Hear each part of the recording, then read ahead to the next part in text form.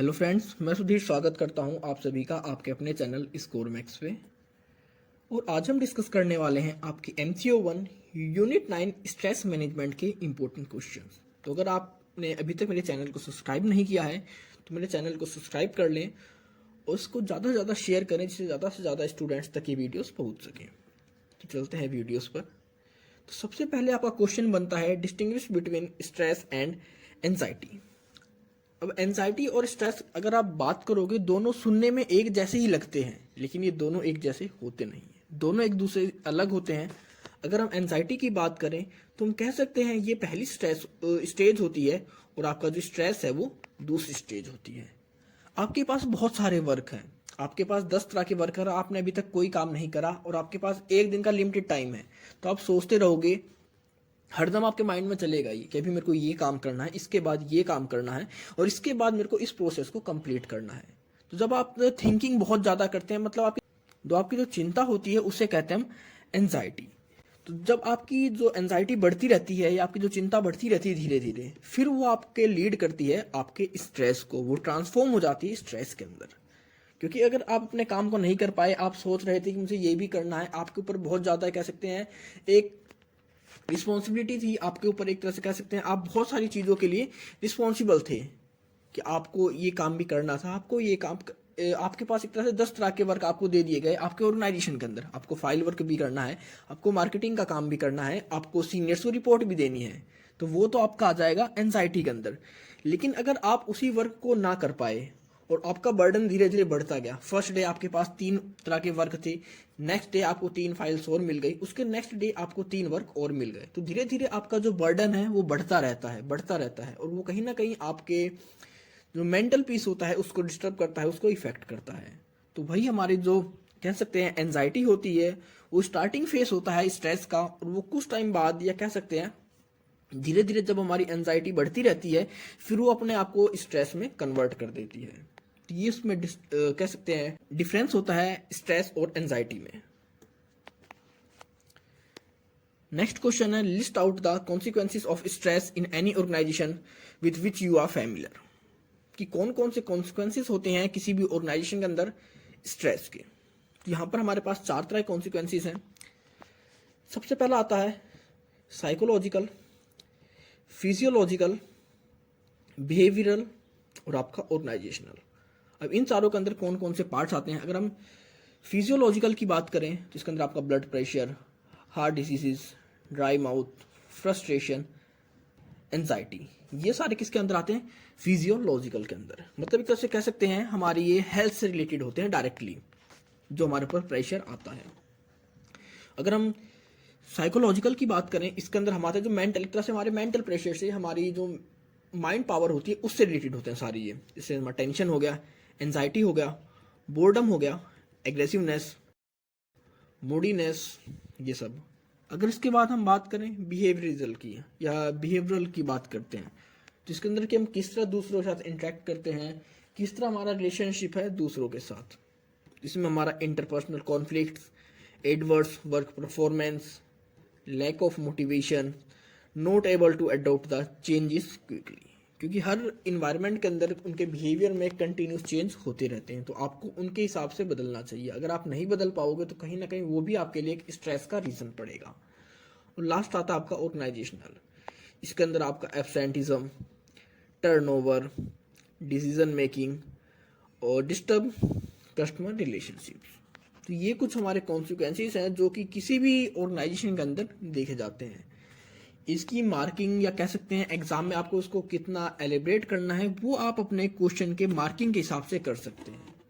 इसमें से कोई भी पॉइंट है, जैसे अगर हम बात करें ऑर्गेनाइजेशनल की बात कर लेते हैं तो इसमें अब्सेंटिज्म होता है। अब्सेंटिज्म में आपको इसको भी एलिब्रेट कर सकते हैं कि अगर हमारे पास बहुत ज़्यादा स्ट्रेस होएगा तो हमारी उसके मेंटल और फिजिकल दोनों हेल्थ पे इफेक्ट पड़ेगा। तो कहीं ना कहीं उसकी वजह से हमारी जो छुट्टियां होती है ऑर्गेनाइजेशन के अंदर, जब हम जो लीव लेते हैं वो कंटिन्यू बढ़ने लगेंगी। जब बढ़ने लगेंगी तो हमारी फिजिकल हेल्थ को भी और कह सकते हैं हमारी जो फाइनेंशियल कंडीशन होती है उसको भी इफेक्ट करेंगी। इस तरह आप कोई भी पॉइंट को एलिब्रेट कर सकते हैं ज़्यादा से ज़्यादा according to your marks questions. Next है enumerate the organisational consequences of stress. कि किसी भी ऑर्गेनाइजेशन के ऊपर स्ट्रेस के क्या क्या इफेक्ट देखे जाते हैं, उनकी जॉब के ऊपर, उनके परफॉर्मेंस के ऊपर। तो सबसे पहला है हमारा अब्सेंटिज्म। अगर अब्सेंटिज्म की बात करें, workers tend to be stress when they are found to be addicted to drug and alcohol. अब नॉर्मली देखा गया है कि जो वर्कर्स बहुत ज़्यादा स्ट्रेस में होते हैं उनमें देखा जाता है कि वो एडिक्टेड हो जाते हैं ड्रग और अल्कोहल के।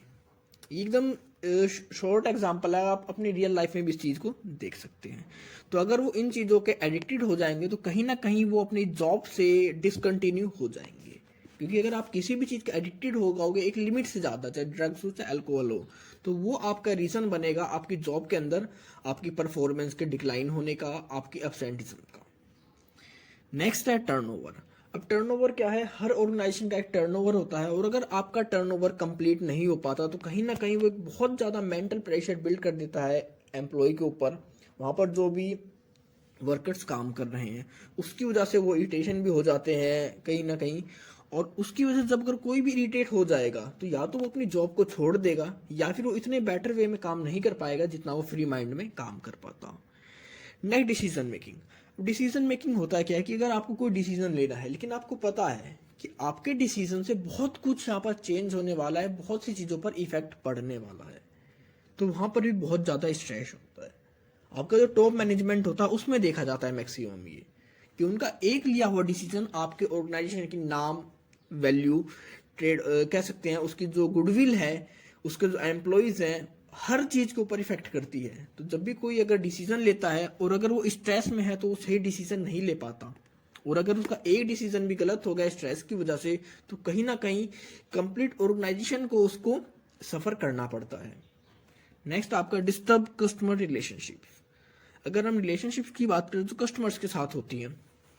अगर कस्टमर्स के साथ हमारे रिलेशनशिप अच्छे नहीं है, हमारे जो हम उस चीज़ को टॉलरेंस नहीं कर पा रहे हैं, हमारा जो एक इमोशनल लेवल होता है किसी भी चीज़ को सुनने का, या हमारी जो स्टेबिलिटी होती है, इरिटेशन लेवल होता है, अगर वो हमारा कम है तो उस कंडीशन में हमें स्ट्रेस बहुत जल्दी डेवलप होएगा। हमारा जो स्ट्रेस होता है हमारा बहुत ज़्यादा बढ़ जाता है, और अगर हमारा स्ट्रेस बढ़ जाएगा तो हम अपने कस्टमर्स के साथ डील नहीं कर पाएंगे, हमारे जो पब्लिक रिलेशन होंगे वो अच्छे नहीं होंगे, चाहे हम बैंक एम्प्लॉयज़ की बात करें, कस्टमर्स की बात करें, या हमारे जो भी एग्जीक्यूटिव हैं, आउटसाइडर्स या पब्लिक रिलेशन हमारे, किसी के साथ भी हमारा जो कनेक्शन होता है इमोशनली वो इतना अच्छा नहीं हो पाएगा। अगर किसी के साथ भी हमारे इतने अच्छे कह सकते हैं ह्यूमन रिलेशंस नहीं है ऑर्गेनाइजेशन के अंदर, तो वो कॉरपोरेट कह सकते हैं आज के टाइम पे अच्छी तरह से सक्सेस नहीं कर सकता, ना ही वो इतना आगे अपने आप को एक्सपेंड कर सकता है। नेक्स्ट है examine intra organisational factors of stress, how they influence the organisation.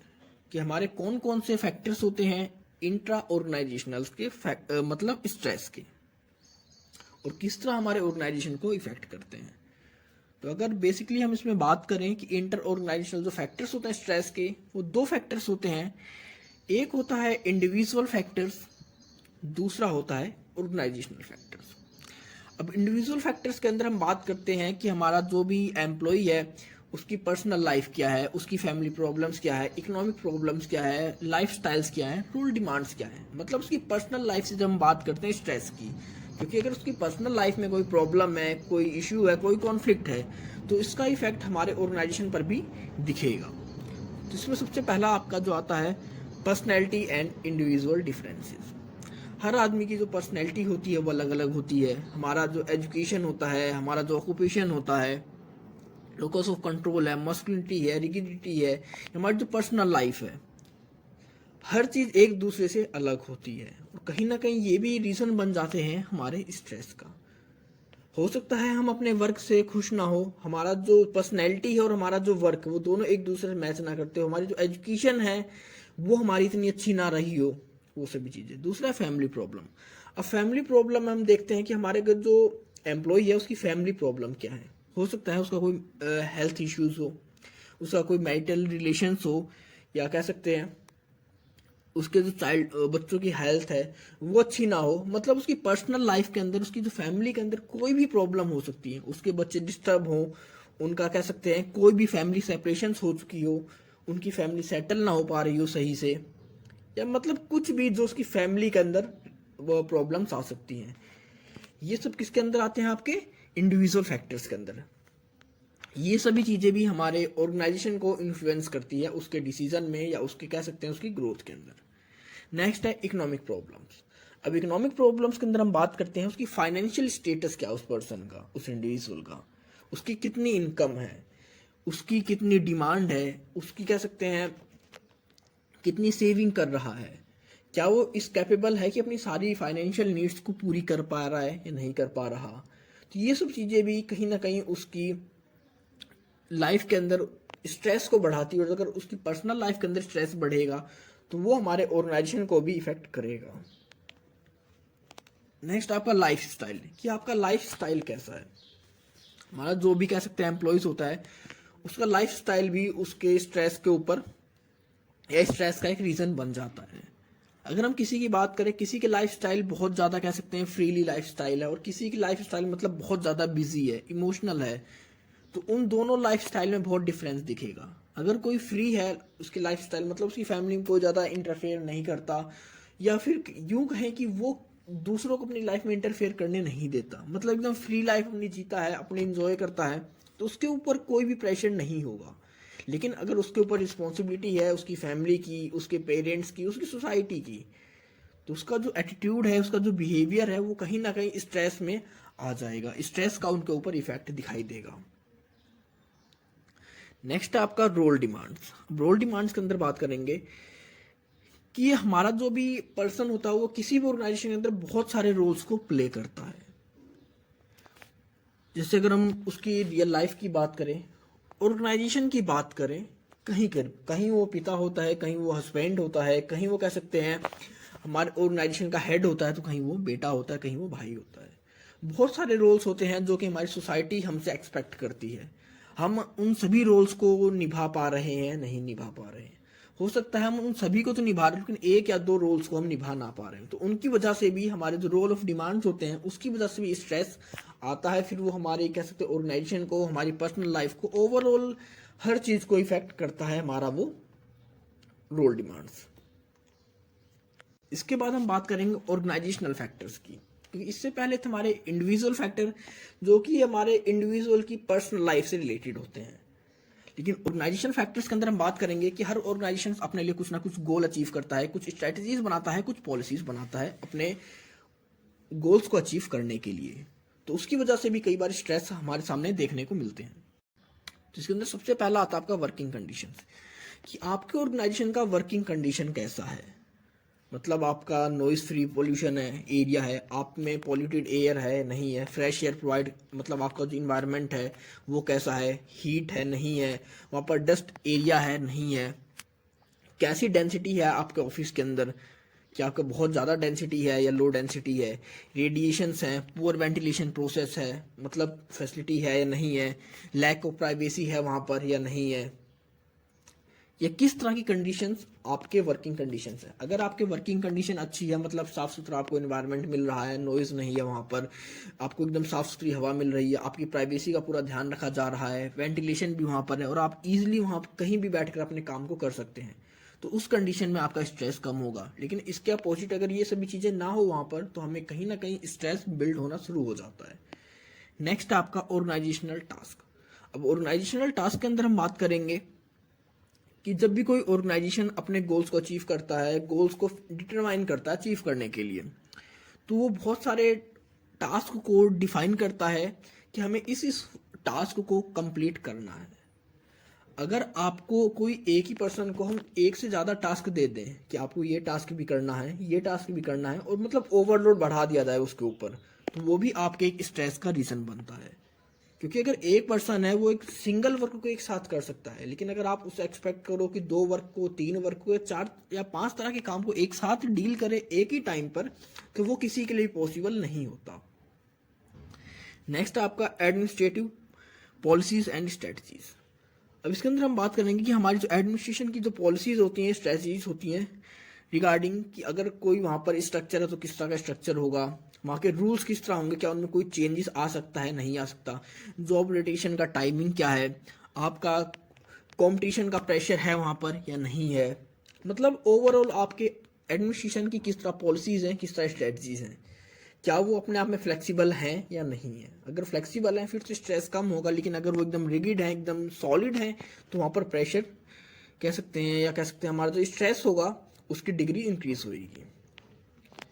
Next है आपका ऑर्गेनाइजेशनल स्ट्रक्चर एंड डिज़ाइन, कि अब आपके ऑर्गेनाइजेशन का स्ट्रक्चर कैसा है, डिज़ाइन कैसा है।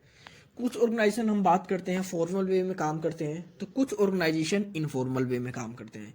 किसी के अंदर अगर हम कम्युनिकेशन की बात करें तो वो होता है हॉरिजॉन्टल वे में, अगर कुछ ऑर्गेनाइजेशंस की बात करें तो उनके अंदर होता है, हम कह सकते हैं, वर्टिकल में।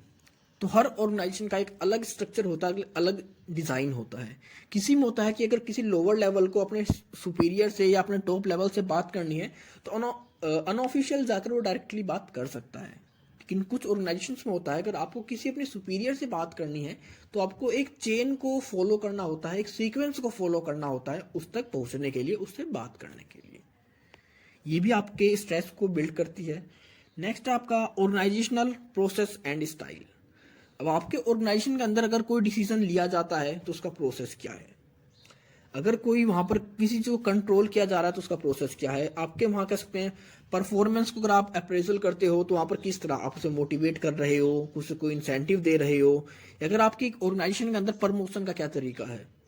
अब हो सकता है कोई पर्सन है बहुत ज़्यादा हार्ड वर्क करता हो लेकिन उसको 10 साल से प्रमोशन नहीं मिल रहा, और हो सकता है वहीं पर कोई पर्सन आया हो 2 साल के अंदर उसका वर्क भी इतना अच्छा ना रहा हो लेकिन उसकी सिर्फ इसलिए प्रमोशन हो गया क्योंकि उसके टॉप मैनेजमेंट के साथ अच्छे रिलेशंस थे। तो ये सभी चीज़ें भी इफेक्ट करती हैं हमारे स्ट्रेस को, या अगर स्ट्रेस हमारा इंक्रीज होएगा तो वो फिर आगे इफेक्ट करेगा हमारे ऑर्गेनाइजेशन के गोल को, हमारे ऑर्गेनाइजेशन को इन्फ्लुएंस करेगा। नेक्स्ट आपका ऑर्गेनाइजेशनल लीडरशिप, जब हमारी जो ऑर्गेनाइजेशन है उसके अंदर किस तरह की लीडरशिप देखी जाती है। अगर हम लीडरशिप की बात करें तो इसमें होता है कि हम किस तरह अपने एम्प्लॉयज़ को तैयार करते हैं अपने गोल्स को अचीव करने के लिए, उन सभी को एक ही डायरेक्शन में जाने के लिए जहां से हम अपने गोल्स को अचीव कर सकें। तो अगर आपका जो ऑर्गेनाइजेशन लीडरशिप है वो टेंशन फ्री है, फियरलेस है, तो उस कंडीशन में आपके जो एम्प्लॉयज़ हैं उनके ऊपर स्ट्रेस नहीं होगा। लेकिन अगर आपकी लीडरशिप में कह सकते हैं बहुत ज़्यादा एक फियरनेस है, या कह सकते हैं बहुत ज़्यादा आपका एक फॉर्मल वे में आपकी लीडरशिप है, तो उस कंडीशन में वो स्ट्रेस को बिल्ड करेगा। नेक्स्ट है आपका ऑर्गेनाइजेशनल लाइफ साइकिल। अब ऑर्गेनाइजेशन की लाइफ साइकिल क्या है। लाइफ साइकिल से मतलब क्या होता है कि अगर कोई ऑर्गेनाइजेशन आज नया बना है, मतलब आपने कोई ऑर्गेनाइजेशन को सेटअप करा है आज, तो कुछ टाइम मतलब कह सकते हैं उसका बर्थ स्टेज होती है, ग्रोथ स्टेज होती है, फिर मैच्योरिटी पे आता है और फिर वो डिक्लाइन पे आता है। किस स्टेज पे आपका ऑर्गेनाइजेशन इस टाइम पे है उसके हिसाब से भी आपको स्ट्रेस होता है। अगर आपका ऑर्गेनाइजेशन अभी कह सकते हैं बर्थ स्टेज पे है या ग्रोथ स्टेज पे है तो आपको वहाँ पर बहुत ज़्यादा वर्क करने को मिलेगा, आपके ऊपर जो बर्डन रहेगा काम का बहुत ज़्यादा रहेगा, क्योंकि वो आपकी पहली स्टेज होती है, ग्रोथ स्टेज होती है। तो हर कोई वहाँ चाहता है कि हम ज़्यादा से ज़्यादा वर्क करें, कस्टमर्स को मार्केट में अपना शेयर को इंक्रीज करें, अपनी गुडविल को बढ़ाएं। अगर हम बात करें मैच्योरिटी की तो उस टाइम पे आपका जो वर्कलोड होता है वो थोड़ा कम हो जाता है। और डिक्लाइन में अगर हम डिक्लाइन टाइम की बात करें तो उस टाइम पे और फोकस किया जाता है कि अगर हमारे शेयर्स घट रहे हैं, हमारा जो मार्केट वैल्यू है, मार्केट शेयर है, उसको किस तरह बढ़ाया जाए। तो ये सभी चीज़ें भी इफेक्ट करती हैं हमारे स्ट्रेस को। लास्ट है आपका ग्रुप डायनामिक्स। अब ग्रुप्स की बात करें कि हर ऑर्गेनाइजेशन के अंदर बहुत सारे ग्रुप्स होते हैं, अगर ग्रुप्स नहीं है तो आपका ऑर्गेनाइजेशन काम नहीं कर सकता। ग्रुप्स इन आप बात कर सकते हो, आपके फॉर्मल ग्रुप्स भी हो सकते हैं, इनफॉर्मल ग्रुप्स भी हो सकते हैं। फॉर्मल्स की अगर हम बात करें तो हमारे हर वर्क के लिए अलग अलग ग्रुप्स होते हैं, जैसे मार्केटिंग के लिए अलग ग्रुप्स होता है, सेल्स के लिए अलग ग्रुप होता है, रिसर्च के लिए अलग ग्रुप होता है। अगर इसके अंदर हम बात करें अनऑफिशियल ग्रुप्स की तो वो अलग क्रिएट होते हैं। हमारे स्ट्रेस को एक तरह से स्ट्रेस बस्टर्स कहते हैं उन्हें, कि अपने अपने स्ट्रेस को कम करने के लिए हमें अनऑफिशियल ग्रुप्स को क्रिएट कर लेते हैं। तो आपके ग्रुप डायनामिक्स किस तरह के हैं, किस तरह के आपके ऑर्गेनाइजेशन के अंदर आपके ग्रुप्स हैं, किस तरह रिस्पॉन्स मिलता है आपको उस ऑर्गेनाइजेशन के अंदर आपके जो भी ग्रुप्स हैं उसके पीपल्स के थ्रू, आपके फॉर्मल ग्रुप हैं, इनफॉर्मल ग्रुप्स हैं, उनकी क्या कमिटमेंट्स हैं, किस तरह से एक्सिस्टेंस है उनका, कितने उसके अंदर पर्सन्स वर्क कर रहे हैं, और किस तरह आपको सपोर्ट मिलता है उस ग्रुप्स के थ्रू या उस स्ट्रेस में उनके थ्रू। तो ये सभी चीज़ें इफेक्ट करती हैं आपके ह्यूमन बीइंग के, या हमारे जो एम्प्लॉयज़ हैं उनके स्ट्रेस को। अगर उनका स्ट्रेस बढ़ेगा तो वही सीधी सी बात है हमारे ऑर्गेनाइजेशन के गोल्स को भी इफेक्ट करेगा, इन्फ्लुएंस करेगा। नेक्स्ट क्वेश्चन आता है discuss individual management strategies of stress, कि हम स्ट्रेस को मैनेज करने के लिए कौन कौन सी स्ट्रेटजीज का यूज कर सकते हैं या कौन कौन सी स्ट्रेटजीज हैं हमारे स्ट्रेस को मैनेज करने की। नॉर्मली हमारे पास 5 तरह की स्ट्रेटजीज हैं: time management, social management, physical management, interpersonal management and psychological management. जिनमें से हम एक एक के बारे में बात करेंगे। सबसे पहला आता है हमारा टाइम मैनेजमेंट। टाइम मैनेजमेंट का जैसे हम नाम से समझ सकते हैं कि हम टाइम को किस तरह मैनेज करें, क्योंकि अगर हमारे ऑर्गेनाइजेशन के अंदर हम किसी भी ऑर्गेनाइजेशन में काम कर रहे हैं तो कहीं ना कहीं सबसे पहला रीजन होता है कि हमारे पास वर्कलोड बहुत ज़्यादा होता है, टाइम कम होता है और वर्क ज़्यादा होता है। तो वो होता किस तरह है, क्योंकि अगर हमारे पास आज कोई काम आया, हमने उसको आज नहीं करा, आज कंप्लीट नहीं कर पाए किसी भी रीजन से, तो कल को वो हमारे लिए बर्डन का काम करेगा। कल हमारे पास एक नई टास्क मिलेगी, तो उस कंडीशन में हम क्या क्या करें। तो सबसे पहले हम किस तरह इसको टाइम मैनेजमेंट को अपना करते हैं, तो सबसे पहले हमें देखना होता है कि हमारी जो भी डेली एक्टिविटीज़ होती हैं उन्हें हम एक लॉजिकल ऑर्डर में फॉलो करें डेली, कि सबसे पहले मुझे पहला काम करना है, फिर उसके बाद दूसरा काम करना है, इसके बाद तीसरा। मतलब जो भी हमारी डेली एक्टिविटीज़ हैं उनको लॉजिकल ऑर्डर में कह सकते हैं फ्रेम कर दें, उसके बाद ही उन कामों को करें उनकी इंपॉर्टेंस के हिसाब से। नेक्स्ट है हमारी जो भी एक्टिविटी हो उनको इस तरह हम कह सकते हैं सीक्वेंस में करें कि कौन सी बहुत ज़्यादा ज़रूरी है और कौन सी ज़रूरी नहीं है। हो सके तो उनका जो एक शेड्यूल है एक्टिविटीज़ का वो पहले से हम प्रिपेयर करके रखें। हम ये भी देखें कि हमारा जो एवरीडे साइकिल है या हमारा जो इन्वायरमेंट है जॉब का, वो किस तरह उसको समझने की कोशिश करें। हो सकता है आज मेरे को काम ज़्यादा मिला तो मैं उस देखूंगा कि आज मुझे वर्क ज़्यादा क्यों मिला है, आज मेरे पास ज़्यादा टास्क क्यों है, इसका रीज़न क्या है, कहाँ से इसको कम किया जा सकता है। हर एक एक्टिविटी को उसकी टाइम डिमांड के हिसाब से अलग अलग टाइम उसको डिवाइड कर दिया जाए, उसको टाइम एलोकेट कर दिया जाए। हमारे पास अगर हमें आज के टाइम में 10 टास्क करने हैं तो हमारे पास जो भी टोटल टाइम है उस टाइम को 10 अलग अलग पार्ट में डिवाइड कर दिया जाए, कि ये ना हो कि पहले का टाइम दूसरी टास्क ले ले। और इसमें हमें भी देखना चाहिए कि हमारे जो भी अनवांटेड विजिटर्स हैं उनसे ना मिले, अपना टाइम वेस्ट ना करें। कई बार होता है कि हम अपने टास्क को छोड़कर अनवांटेड जो विजिटर्स होते हैं या हमारी जो अनवांटेड एक्टिविटीज़ होती हैं उनमें ज़्यादा से ज़्यादा लगे रहते हैं, तो उन सभी चीज़ों को हमें छोड़ देना चाहिए। और अगर हमने कोई काम आज नहीं कर पाए हैं तो कल के लिए हमें जो नेक्स्ट डे होता है उस दिन सबसे टॉप प्रायोरिटी में हमें उन अनकम्प्लीट वर्क को रखना चाहिए। तो ये तो होता है आपका टाइम मैनेजमेंट, जिससे कि आप अपने स्ट्रेस को कम कर सकते हो। नेक्स्ट आपका फिजिकल मैनेजमेंट। फिजिकल मैनेजमेंट की अगर हम बात करें, इसके अंदर हम बात करते हैं कि किस तरह हम बायोलॉजिकल और अपनी बॉडी सिचुएशन को मेंटेन कर सकते हैं जिसके थ्रू कि हमारा स्ट्रेस कम हो। अगर आप बात करें स्मोकिंग की, ड्रिंकिंग की या आपके लाइफ स्टाइल की, आप जॉगिंग करते हैं या आप स्विमिंग करते हैं या मतलब एरोबिक्स कुछ भी कर सकते हैं आप, जिसके थ्रू कि आपका जो एक फिजिकल स्ट्रेस होता है, फिजिकल मैनेजमेंट होता है, जो आपकी एक बॉडी सिचुएशन है, आपका जो बायोलॉजिकल सिचुएशन है आपकी बॉडी की, वो इम्प्रूव हो। अगर आप ड्रिंकिंग करते हैं, आप स्मोकिंग करते हैं, तो कहीं ना कहीं वो आपका जो फिजिकल मैनेजमेंट है उसके ऊपर इफेक्ट करेगा। चाहे स्मोकिंग हो, ड्रिंकिंग हो, ये सभी चीज़ें ये आपकी एक तरह से कह सकते हैं बैड हैबिट्स होती हैं जो कि हमारी हेल्थ को इफेक्ट करती हैं। लेकिन अगर आप इनकी जगह वॉकिंग करते हैं, जॉगिंग करते हैं, स्विमिंग करते हैं, एरोबिक्स करते हैं, गेम्स खेलते हैं, आउटडोर हो इंडोर हो, तो ये सभी चीज़ें आपके जो मेंटल डाइवर्सन होता है उसको इम्प्रूव करती हैं, आपके वर्क प्रेशर को भी कम करती हैं। नेक्स्ट आपका साइकोलॉजिकल मैनेजमेंट। अब साइकोलॉजिकल मैनेजमेंट के अंदर हम देखते हैं किस तरह हम अपनी जो टेंशन होती है उसको ख़त्म करें।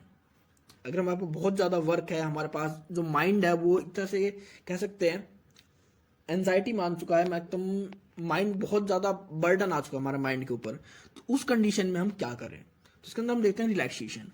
अब रिलैक्सेशन के अंदर हम देखते हैं कि हम मेडिटेशन करते हैं, हाइप्नोसिस करते हैं, बायो फीडबैक का यूसेस करते हैं। इसके अंदर हम देखते हैं कि हम किसी अकेली जगह पर, शांत जगह पर जाकर कुछ देर बैठे रहते हैं, अपनी आइज को क्लोज करते हैं, ब्रेथ लेते हैं, इन आउट करते हैं। मतलब ये कुछ तरीके होते हैं रिलैक्सेशन के। मतलब कुछ टाइम आप अपने आप को एकदम सोसाइटी से, हर किसी से अलग कर कर मेडिटेशन करो, तो उसके थ्रू भी आपका जो एक मेंटल पीस होता है वो आप गेन कर लेते हैं। नेक्स्ट आपका बिहेवियरल सेल्फ कंट्रोल। आपको अपने ऊपर एक तरह से कह सकते हैं कि आपको अपने बिहेवियर के ऊपर कंट्रोल होना चाहिए कि आप किस तरह दूसरों के साथ बिहेव कर रहे हैं। अगर आपका अपने बिहेव के ऊपर ही कंट्रोल नहीं है तो कहीं ना कहीं वो भी आपके लिए स्ट्रेस को बढ़ाने का काम करेगा। लेकिन अगर आपने अपने बिहेवियर को कंट्रोल कर लिया तो वो आपके स्ट्रेस को रिड्यूस कर देगा। नेक्स्ट आपका योगिक मैनेजमेंट। अब योगिक मैनेजमेंट के अंदर हम बात करते हैं, हम बहुत सारे योगास करते हैं अपने स्ट्रेस को कम करने के लिए, अपने साइकोलॉजिकल जो लेवल होता है उसको इंक्रीज करने के लिए, उसको बेटर इंप्रूव करने के लिए। तो इसके अंदर नॉर्मली हम सिर्फ योगा की बात करते हैं। योगा में कह सकते हैं इसके बेनिफिट्स भी होते हैं, आपकी हेल्थ भी ठीक होती है, आपकी इम्यूनिटी भी इंक्रीज होती है, आपका ब्लड प्रेशर, आपका कह सकते हैं लंग कैपेसिटी, हर चीज को इम्प्रूव करता है ये। नेक्स्ट आता है आपका सोशल मैनेजमेंट। अब सोशल मैनेजमेंट के अंदर हम बात करेंगे कि किस तरह हम सोसाइटी के अंदर अपने आप को इंक्लूड करते हैं, किस तरह हम सोसाइटी के साथ मिलते हैं, उनके साथ रहते हैं, हमारा किस तरह का इंटरेक्शन हमारी सोसाइटी के साथ। क्या हम दूसरों की बातों को सुनते भी हैं या सिर्फ अपनी ही कंटिन्यू बोलते रहते हैं? क्योंकि अगर आप किसी दूसरे की बात को नहीं सुनोगे, सिर्फ अपने आप को ही बोलते रहोगे, तो वो भी आपके लिए स्ट्रेस का काम करेगा। लेकिन जब आपको सोसाइटी में रहना है तो आपको दूसरों के व्यूज़ को लेना भी पड़ेगा, अपने व्यूज़ शेयर भी करने पड़ेंगे, कह सकते हैं आपको हर किसी को सुनना भी पड़ेगा। तो ये सभी चीज़ें आती हैं आपकी सोशल मैनेजमेंट के अंदर। इसके अंदर आप गैदरिंग कर सकते हैं, बर्थडे पार्टीज कर सकते हैं, फैमिली के साथ आप अपना टाइम स्पेंड कर सकते हैं, सोशल नेटवर्किंग कर सकते हैं, आप कोई फ्रेंड्स क्लब ज्वाइन कर सकते हैं, आप कोई कह सकते हैं या ओवरऑल अनऑफिशियल क्लब्स होते हैं जहाँ पर आप जाकर अपने फ्रेंड्स बना सकते हैं, उनके साथ थोड़ा बहुत टाइम स्पेंड कर सकते हैं। तो वो सभी चीज़ें आती है आपकी सोशल मैनेजमेंट के अंदर। मतलब अपनी आप जो सोशल लाइफ होती है उसको टाइम देना होता है इसके अंदर। लास्ट आपका इंटरपर्सनल मैनेजमेंट। अगर हम इंटरपर्सनल मैनेजमेंट की बात करें कि हम किस तरह एक दूसरे के साथ कम्युनिकेशन करते हैं, किस तरह हम एक दूसरे के साथ अट्रैक्ट होते हैं, किस तरह अगर किसी को कोई प्रॉब्लम है तो उसको किस तरह इम्प्रूव कर रहे हैं, क्या हम किसी के अगेंस्ट कुछ ऐसा तो नहीं बोल रहे जो किसी दूसरे के लिए ठीक ना हो, या अगर कोई हमारे लिए कुछ बोल रहा है तो हम उसको किस तरह फेस कर रहे हैं। मतलब इंटरपर्सनल मैनेजमेंट, अगर इसमें हम बात करते हैं, अगर शॉर्ट में बात करें कि हम एक दूसरे के साथ हमारा किस तरह का रिलेशनशिप है, उसको हम किस तरह मैनेज करते हैं अपने ऑर्गेनाइजेशन के अंदर, अपनी कम्युनिटी के अंदर, अपने मैनेजमेंट के अंदर, चाहे हमारा फॉर्मल मैनेजमेंट हो चाहे इनफॉर्मल मैनेजमेंट हो, हर तरह की चीज़ के अंदर इंक्लूड हो जाती है। ये कुछ फैक्टर्स थे। तो आई होप आपको सब कुछ समझ में आ गया होगा। अगर आपको कोई इशू है, कोई डाउट है तो आप कमेंट सेक्शन में कमेंट कर सकते हैं, नहीं तो आप मुझे मेरे इंस्टाग्राम अकाउंट पर भी फॉलो कर सकते हैं। तो मिलते हैं जल्दी एक नई वीडियो के साथ, तब तक के लिए take care, good bye friends.